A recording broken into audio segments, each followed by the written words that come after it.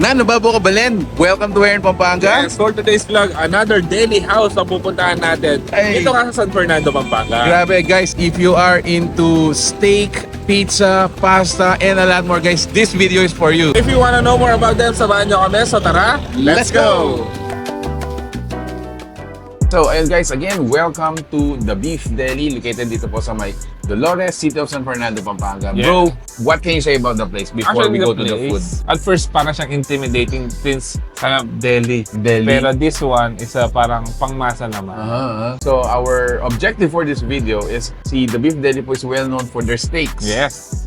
However, on a merienda or on a lunchtime, ano ba yung mga available aside from the steak? steaks. Usually kasi dinner natin tinitake yung steak, di ba? Yes, syempre. So, masarap nga naman sa dinner yung mga steak. So, meron tayo dito yung kanilang dry-aged Aussie burger. Cherry tomato pasta, nachos, syempre, masarap din yung pang merienda yan. Appetizer? Ayan yung kanilang pizza. Pizza. So, aside from the dishes that mentioned ni Jan, meron tayong mga sausage. This is a Frank sausage. Yes. Meron din tayong all-day breakfast. This is the Aussie chuck steak rice, fried rice, or plain rice upon request. Yes. So, mabenta daw to sa mga kids premium Aussie beef tapa which is available sa kanilang mga all-day breakfast. Ang journey ng ating steak comes all the way from Australia. Yes. So, the live cattles are shipped to the Philippines. Konting ano pa yan, inaalagaan pa sila. Yes. Until such time, they are ready from Australia to the cattle ranch To our table. Ganun ka-fresh yung mga ano natin. Actually, ganun din sila ka-premium. We are still waiting for the steak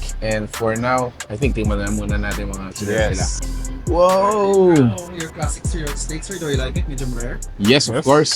Comes with steamed rice on the side. Uh-huh.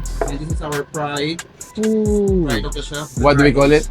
It's a dry porterhouse. Dry Porterhouse. This is Porterhouse. 400 grams. Wow!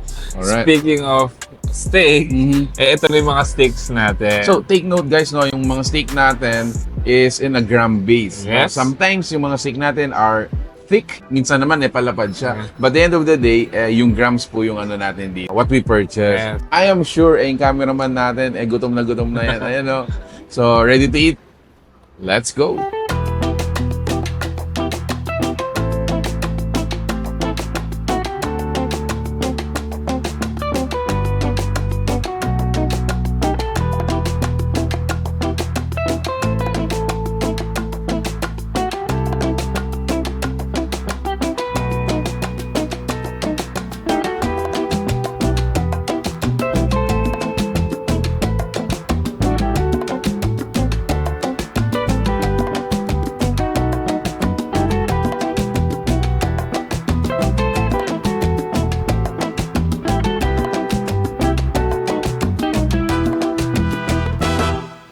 These are not just mga simple or ordinary dishes na sinaserve. These are high-grade premium quality meat na ginagamit nila.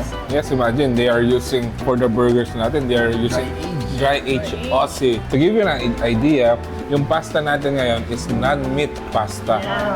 Meron din palang options dito. Siyempre, may mga kasama din tayo na non-meat eaters. Yes. Yeah, we have pastas available for you guys.